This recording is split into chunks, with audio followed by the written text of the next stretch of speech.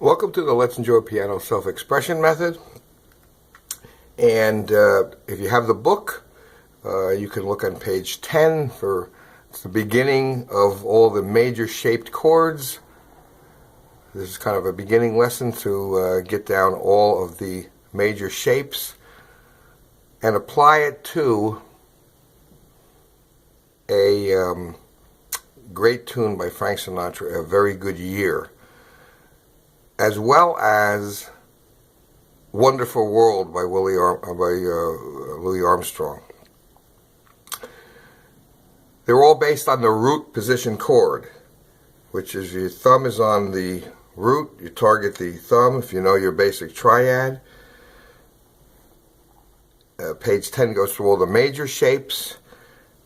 If you look at the triangle chords, E major, you have a white, black, white. And if you take a major chord, E, G sharp, B, that's the E family. If you take and move the middle note down, you have a minor. So there's E major, E minor. If you have a B chord, your thumb, you target the B, and it's white, black, black. I call it swoop up. That's the major chord, and the minor chord is lowering the middle note, B minor. So the position chords for Frank Sinatra, Very Good Year, are the B major chord, 1, 3, 5, B, D sharp, F sharp. You see the B, D, F here. That happens to be a B diminished, but that's the B family. Some kind of B, some kind of D, some kind of F. So if you raise these up, you see at the bottom of page 10 on the right is the swoop up chord, B, D sharp, F sharp. It goes up, as opposed to B flat, which swoops down from black, white, white. So there's a major chord, and a composer, when they're starting a song, they usually start with the root, third, or fifth. And here Erwin Drake on Very Good Year started with the root of B, and he went to the half of the chord, the third, but he threw in a non-chord tone, a passing tone, right below your second finger. So as you play B major, the second note of the B scale is C sharp, the third note is D sharp. But it's the third of the chord, here's the fifth of the chord. All he used was the first of the chord, the second, and the third. And we got... And he went to an E minor chord. In the cycle, B, the fifth relationship, if you look on page 20, you'll see that B and E are partners in the cycle. So when you're starting on a B chord, most logical next chord to go to is E. E minor, E major. So it starts, and he went with the root and the fifth. It's all root position chords. And in the left hand, the root is played with your left pinky. You can play it as a block, you can play it as a broken, but it's all based on an E minor family. And then he goes 3, he made the decision 1, 5, 5, then he goes to 3. And he moves to the F family. And there's F and A. He went 3, 1, 1, 1. Composer always picks the root, third, and fifth, usually as their first choice.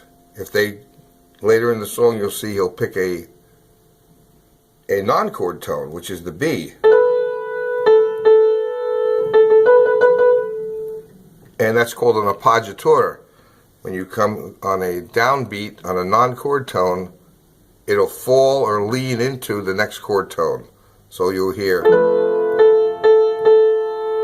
in one part of the song. But mostly he's going to pick root and third and fifth. So far we have root,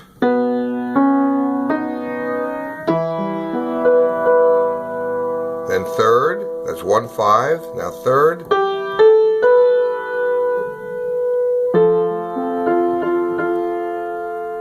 the F, and now he goes 1 again, 1, 2, 1, which is a non-chord tone, but comes right back to a chord tone. Back to E minor. Now he's on his route to G next. G major, but he goes through C sharp.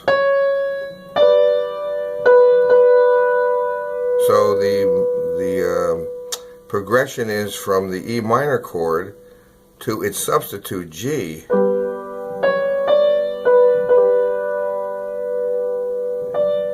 Now here's the appoggiatura.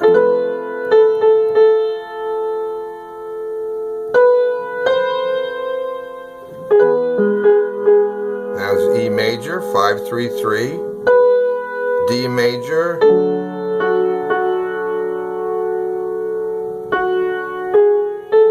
that's a non-chord tone, goes out of the chord,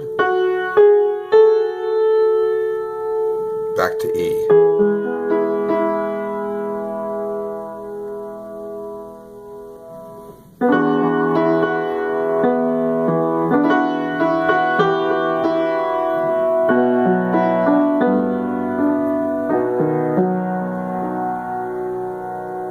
So what was all that? That was based on the B minor in the right hand that we went through before. The first chord of the song is B major.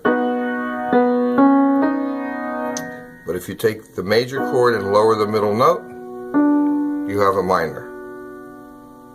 And this happens to be an extension. The bass note is E. It's an E minor chord. There's an E minor triad, and the end of the E minor triad is the beginning of the B minor. See, so you have a extension chord, and this happens to be E minor 9, root, 3rd, 5th, 7, 9. Even if you don't see all that, take my word for it that you can see you're counting in odds. 1, 3, 5, 7, 9. And that's the position, because all the notes in this little passage are right under your fingers.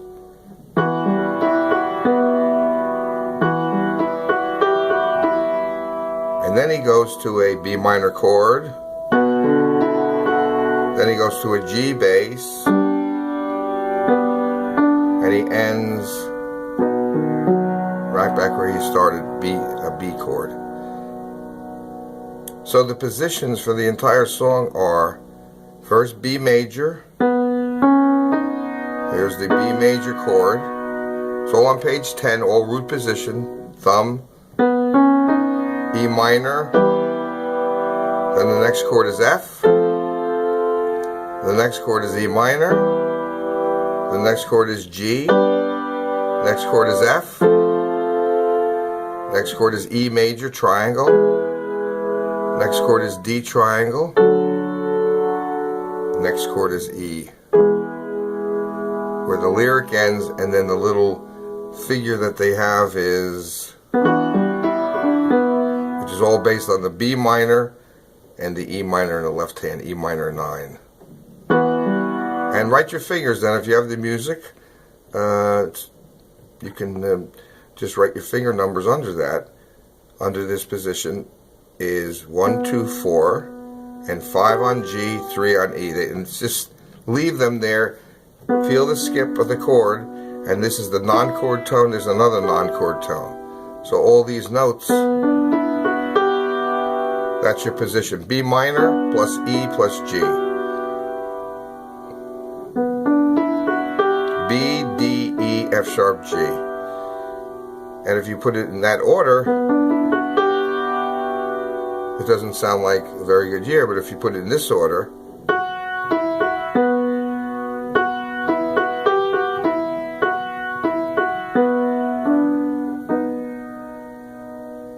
so make sure when you feel the chord that you keep your hands glued. And we add in the background harmony.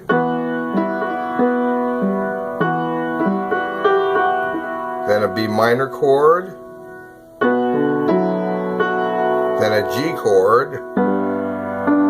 And then back to B major.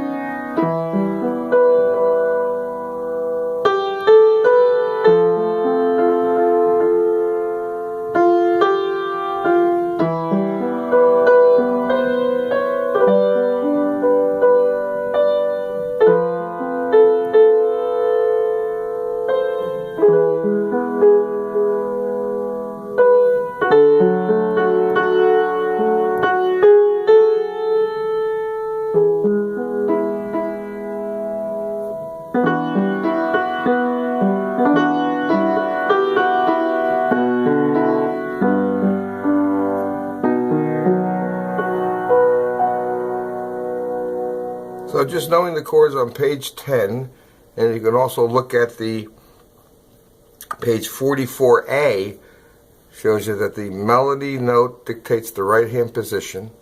44A gives you a little formula. When the fifth is in the melody of a chord, the chord's in root position with the fifth note at the top. And when it's a half a chord, the third's the melody, and you can start with the root. So this is the root, the half, and the full.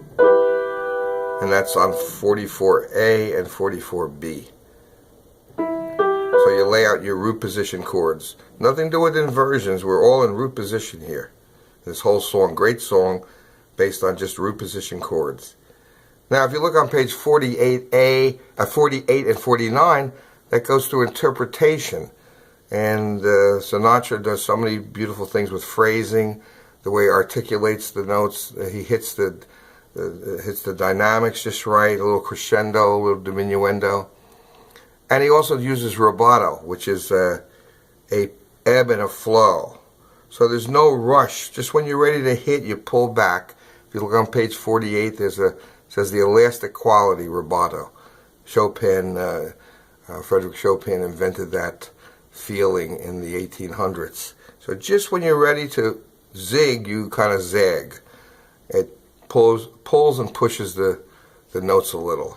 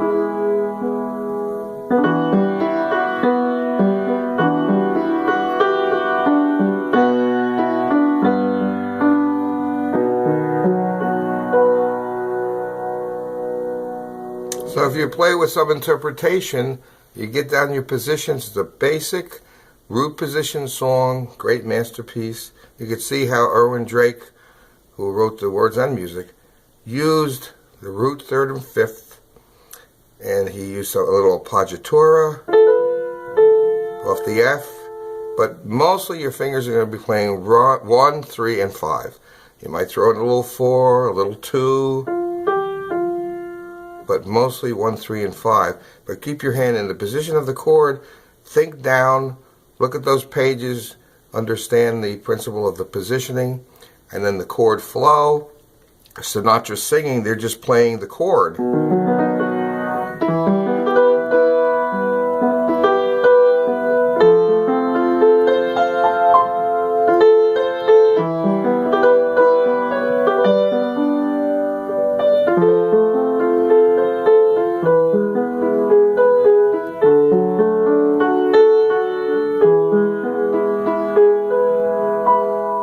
And then the instrumental comes in, etc. Okay, so I hope that helps you out. If you haven't got a copy of the book, pick up a copy at the website. And I also do online lessons.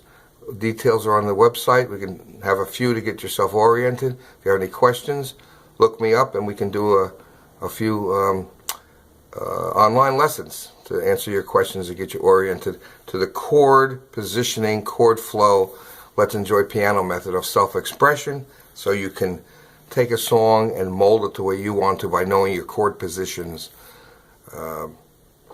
and put your feeling of interpretation in. Okay, hope that helps you out, and we'll see you next time around. Thank you very much.